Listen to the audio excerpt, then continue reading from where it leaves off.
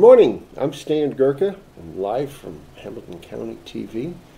I'm presenting my guest today, Linda Mason. She's going to give us some very interesting information. Linda has been with the Mended Hearts group, so we're going to learn a little bit about how that group works and who they're for. And for those of you that don't know much about Atlanta, make sure you stick around. So, Linda, what can you tell us about Mended Hearts? Well, Mended Hearts is a cardiac support group that, excuse me, is a national organization, and it's made up of heart patients and their caregivers. And we are the largest peer-to-peer support group in the world for heart patients and their caregivers. And I really wish we had had a chapter here when I had my first event, because I was terrified, and I didn't know what questions to ask. And at 46 years old, which I won't tell you how long ago that's been, but there was not a whole lot of information on the internet yet, and so I couldn't find out much, and I didn't know what questions to ask. So now we can go into the Mended Hearts organizations, or the chapters have people who are certified, who can go into the hospital rooms of heart patients who are having a heart event.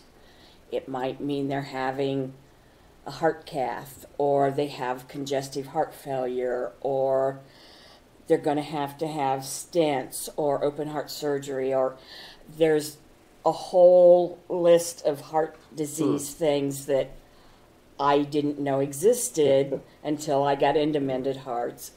There's AFib, there's medicines, there's procedures, there's all kinds of stuff. But we can go in and we can talk to the people, and we can tell them what we know.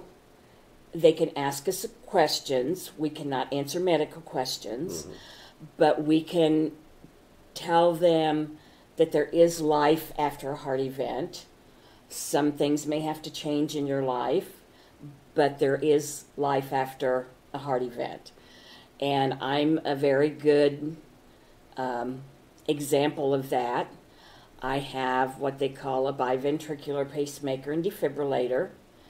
When my first one was put in 2003, the technology was less than 5 years old. And that's another reason I couldn't find anything to ask, so I could ask questions. My pacemaker paces my heart at 100%. And my heart is, I don't look like I'm sick, but my heart is enlarged. I have cardiomyopathy. I have congestive heart failure. And my pacemaker is paced at 100%. And it took him 6 weeks to turn the settings high enough that it was working, and I was not having any chest pains. So now when you say 100%, that means if the heart goes too slow, what does it do? If it goes too slow, my defibrillator can go off. Okay. If it goes too fast, my defibrillator can go off. But my heart rate is set around 68 beats per minute, and it's actually the only thing that's keeping me alive, because if it stops, I stop. So since 2003 to 2015, I am on my fourth biventricular pacemaker and defibrillator. Wow. So I'm very well versed in that, but there are a lot of other heart events that I can discuss with people. One of the biggest things is to try to let them know that, like I said, there is life after a heart event, and a lot of people are really, really scared, and you just have to talk to them. So if we have any heart condition, we could come to you, and you've been through it all. So I can understand we get nervous when we go to the dentist to have a tooth pulled. So if we have a heart condition, even a cath, where you look at the form and it says there may be complications. When you're faced with surgery, we can come to your group and find you and a number of other members that have also had heart conditions, and we can very easily talk to them about what they've been through and be comforted. Yes. Sounds great. We have members in our group who have anything where they have congestive heart failure, which by no means is minor. It's still a major thing with your heart. Or they've had a heart cath, clear up to, we do have a member that has had a heart transplant. He is not active at our group right now, but he's still a member of our group. Wasn't he in the Olympics?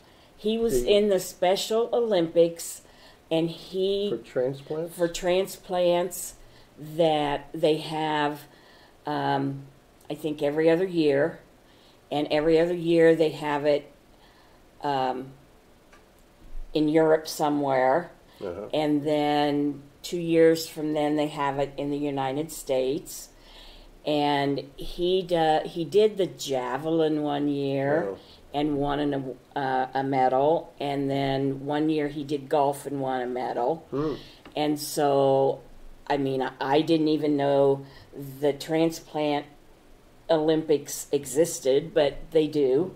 And I think that's pretty awesome that they do that for people like that, because he's living a very active life. His biggest passion is old cars. So, and he goes to a lot of car shows and stuff. So, but we have meetings, support group meetings once a month. We have them once a month on the third Wednesday of the month. Okay. So that means this week we are having a meeting on Wednesday, the 18th. Okay. It's at noon, and we have them. The address is 205 Westfield Road. It's the old Kahlo building that is in the lot east of the hospital. There's plenty of parking. There's no stairs to climb. There's no elevators. So it's pretty ideal, and we will feed you lunch. This month we are having Debbie Flanagan. She is from Abbott St. Jude, and she is going to be talking about pacemakers. I'm sure defibrillators are in there somewhere, but she's going to be talking about those kind of devices. And then next month we are having a financial person. So to tell you how, what to do to get the best well, this time of year, money for nobody knows if the market is going to go up or down. So he's going to discuss ways to keep your money instead of losing your money. There you go. And then December, actually, it will be the second Wednesday in December, because the third Wednesday is too close to Christmas, so we moved it up a week. But you can always give one of us a call, stop by the hospital, and pick up one of our monthly newsletters.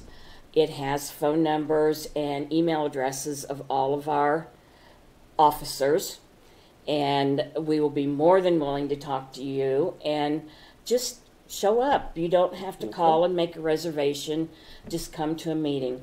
That sounds great. In fact, I am picking up a visitor from the nursing home, M&I, to bring her to the meeting because she doesn't have transportation. I'm also a member of Mended Hearts. I just got my pacemaker, which is working very well. I'm very happy about that.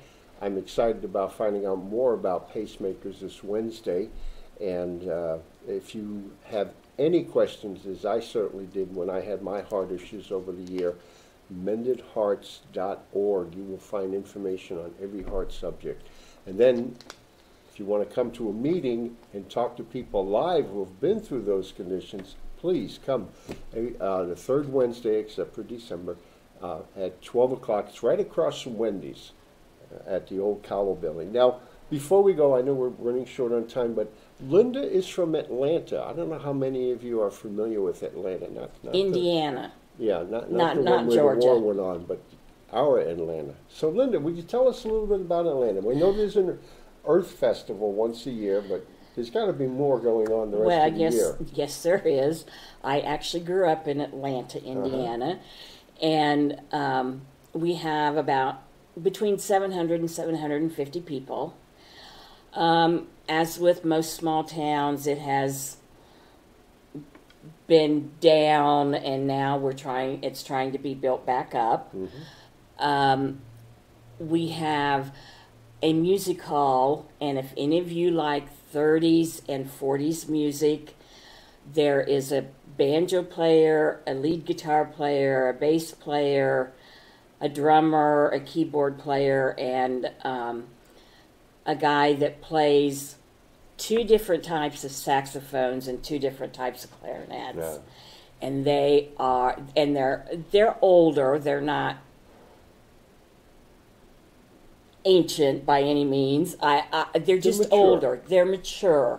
And they are very, very good. And they play that music every Saturday night from 7 to 9, except for a couple of nights during the year. They don't play Earth Festival weekend, and they don't play, depending on when Christmas and New Year's fall, they may not play those weekends. But so any Saturday from 7 to 9, and with all this group of talent, there must be a pretty heavy cover charge.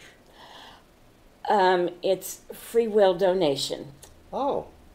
So That's affordable. It's just and it's on Main Street in Atlanta, and mainly the free will donation is to help pay for the utilities for the building and things like that. Yeah. So recently we have had Mr. Muffin's Trains move in to the town, and Steve Nelson and his wife Liz are the owners. And they bought one of the old buildings, and they did some remodeling. And he used to be in Carmel, and they kept raising, and he was renting a building, and they kept raising his rent. So he decided to get out of Carmel. And he bought this building, and he has this enormous display of model trains. I understand it's the 3rd largest in the nation. Oh, it's amazing to see. And he has, I don't know, he's probably got 8, 9, 10 different tracks with different size model trains. One of them, I think the engine and the cars are like this big, and then there's one where they're like this big, and there's all sizes in between.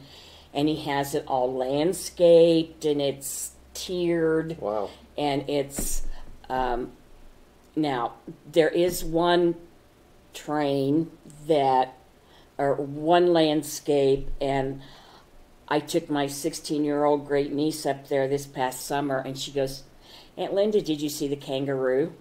And I went, "What?" Well, unfortunately, I am a vertically challenged person, and she's probably a head and a half taller than me. So, Mr. Muffin, that's what his nickname is. That's the name of the train shop.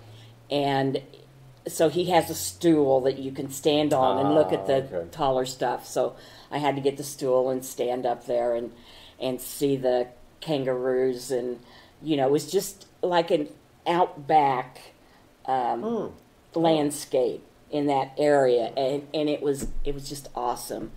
And then upstairs in that building, he's getting local artists in who don't have a place to go and maybe have classes, or they just need somewhere to go, because there's lots of, it's an old building, so there's lots of windows, so there's lots of natural light. And that's east of the railroad tracks on Main Street. And south of the railroad tracks on Main Street, he bought 2 buildings there because he's also a distributor, and it's all of his inventory, which people can come and buy there. Most of his stuff is done by email, and he ships it out. He probably ships out on average 300 to 400 packages a week. Wow. And Atlanta's post office is still open, even though it's a small town. Yeah. And he covers all the major train manufacturers, Lionel and others. Yes, and he only runs the trains on Saturdays from 10 to 3. The rest of the time, if you have a group and they'd like to have a tour or something, he will schedule that, and they can come in. And how expensive is that? Excuse me. How expensive is that? It doesn't cost anything. Look at that. And but he is also a full-time professor at Butler. So that's why the train only runs on Saturday. Okay. Yeah. So then we have a little bit more history of Atlanta. Atlanta was very booming during the natural gas boom. There were pockets of natural gas around Atlanta and Arcadia. Atlanta is 12 miles north of Noblesville, and Arcadia is 9 miles north of Noblesville. Atlanta is 12 miles north of Noblesville. Arcadia is 9 miles north of Noblesville. And they were both big in the gas boom, which we have railroad tracks that run through. So the train that is sitting here in Noblesville at the museum, they're going to be building a housing in Atlanta and one in Arcadia, and the train will be running between Atlanta and Arcadia, and it'll be housed at either place. And Arcadia actually is going to do a museum at the train depot, train depot there, and so you can take you can park in Atlanta and take the train to Arcadia and back, and it's supposed to be up and running by next May. Okay. So I hope that, yes. So they did save the train to a certain extent. But Atlanta also has an old hotel, and it was very active during the early days. A lot of people came to Atlanta, and they did stay at the hotel. Rumor has it that it's haunted. I have a cousin that has been there and has seen some of the ghosts. They have tours, ghost tours and stuff at night, if people are interested in that, but I don't know how much that costs. There is a company that owns it that actually does, I think, broadcasts of different places that are haunted. We have a Carnegie Library, and we celebrated the 100th year of the Carnegie Library last year. Wow. So it's 101 years old. Of course, there is no handicap entrance because it's 100 years old. Yeah, and they can't redo that in any way because of the historical value. So anyway, if anybody doesn't have anything to do, they should probably come up to Atlanta and have a look around. So it's 12 miles away. Do we just go up 19? It's on 19, except don't blink your eyes, because you're on the west side of town. So you have to just turn into one of the streets, and almost every street takes you to Main Street. Gas station or two, right? No, there's no gas Oh, stations. they're not anymore? So No. just look for the water tower. Oh, okay. Yes, look for the water Look for the tower, and then they can come downtown. And I mean, it's a pretty downtown. Mm-hmm. So Yeah. come enjoy Atlanta. Come the third Wednesdays of the month and enjoy Mended the Hearts. Mended Hearts meetings. And my phone number and email address will be on the screen Okay. sometime during this, and you can get a hold of me. And you could call my number too. As a photographer, we used to go to the Atlanta Earth Festival and, of course, always take photos. Fascinating town, great architecture, lots of nice little places to visit. It's just really neat. So the train is only going to go north, but I think that's all that really matters. We know what's south. And you'll find Atlanta, Arcadia, Cicero. There's a whole bunch of interesting history in the northern part of Hamilton County. So we invite you to go. You see the entertainment is very reasonable, whether it's the music hall or the train exhibit, and we look forward to the trains taking us up there. Maybe there'll be dinner and band and all kinds of neat stuff. So how exciting to know that we have all of this just 12 miles away from us. So Linda, thank you very much for being here. You're very welcome. Remember to go to mendedhearts.org. Probably 10 or 20% of us have some sort of heart condition. You can find the answers there. And if you're at all curious, make sure you come to one of the meetings. Again, there's no charge. Riverview is kind enough to provide us with a lunch and a nice room, and we look forward to seeing you. I'm Stan Gurka with Primerica Financial Services, where we teach you how money works. And we're here due to the graciousness of Jim Wofford, Logan Street Signs and Banners, who were kind enough to broadcast this and allow us use of his wonderful studio. So thanks. Have a great day. Thank you. Bye now.